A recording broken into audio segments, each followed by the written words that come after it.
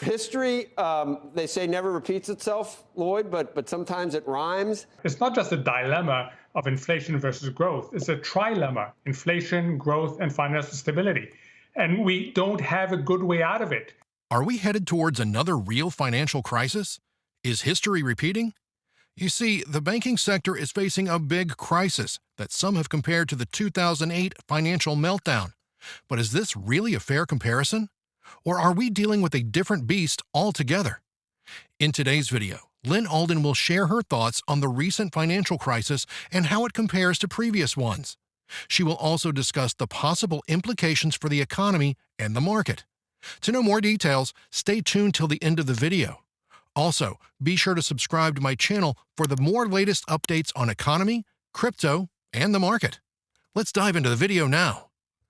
Yeah, it's a very different type of crisis. I mean, these crises keep recurring. They're always a little bit different.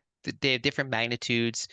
Bank failures are pretty actually common in American history, unfortunately. And so I would just make sure, people should make sure that their bank is safe, that they're, making use of FDIC insurance limits. Don't assume that all deposits are covered just yet. Take prudence. And going forward, there's even risks later this year because we still have the debt ceiling impasse.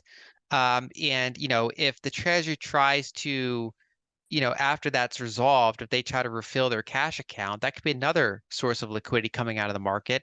And so I think basically the Federal Reserve is going to have really big decisions later this year. The U.S. banking system is no stranger to crisis. Throughout American history, there have been many episodes of bank failures and financial panics. Lyn Alden believes that this time, the U.S. banking system is facing a very different type of crisis than in the past. The Fed will have to adapt and innovate accordingly. The decisions it makes later this year will have profound implications for the future of the U.S. economy and the global financial system. Many are also comparing it to the 2008 financial meltdown. But is this really a fair comparison? Let's get into the next clip to hear Lyn Alden's thoughts on this. But before jumping ahead, be sure to like and share. Not in the same way in 2008. In some ways, it has parallels to the 2019 repo rate spike, which not everybody's familiar with. But it's more severe than that, but not as severe as 2008, at least in the United States. And the reason I would describe it like that is 2008 was really a credit problem, which means that banks made very aggressive and ultimately bad bets. They lent money to entities that defaulted. Whereas here, we're not really seeing that. It's not like they got overly aggressive and made bad loans that are defaulting. Instead, what they did was they ironically bought very, very safe assets, but they bought them at high prices, meaning low yields. And as yields have gone up at like a multi-decade high rate, a year-over-year rate, a lot of those securities are now underwater in price.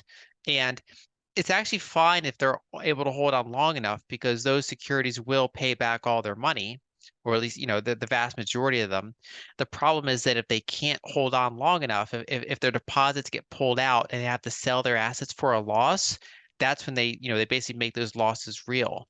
Kind of a secondary and longer term problem is that if deposits flow out of smaller banks and towards the larger banks or the money market funds, then those smaller banks have to raise deposit rates in order to entice capital to stay there. And then the risk there is that they hurt their profitability because they're holding these low yielding assets, probably till maturity, at the same time as they're paying out higher deposit rates. So I would say this is essentially a shock to the system when you raise rates this rapidly.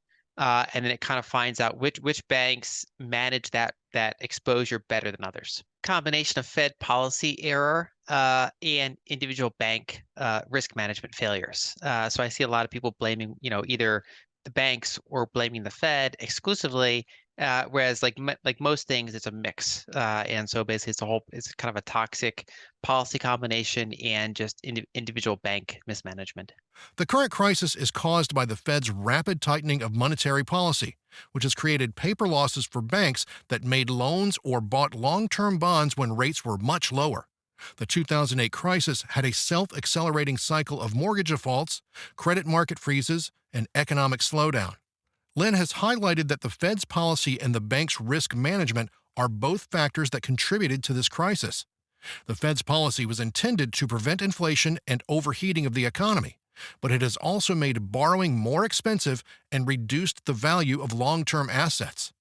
The bank's risk management was supposed to limit their exposure to losses, but it also led them to sell their assets at low prices and reduce lending activity. These actions created a liquidity crunch and a credit squeeze that hurt the economy and the financial system. So, how is the Fed going to deal with this? What will be their decision in the long term with inflation still above the 2% target? Let's get into the next clip to see what Lyn Alden has to say in this matter. People often say that if he just has like the guts to be like Volcker, he can fix this, whereas not really, because it's not a 1970 style problem. It's a 1940 style problem. And, when you have massive fiscal deficits that are causing the underlying inflation combined with supply side problems in energy and labor and things like that, there's kind of rolling problems there. Monetary policy tools are not really the right tools to address that. Basically it's more of a fiscal type of challenge. And so I think the concerning thing is by even wanting that job, it makes me question whether or not he understands the nature of the problem, which is funny because, he, it's easy to play like central bank, like everything what they could have done, should have done.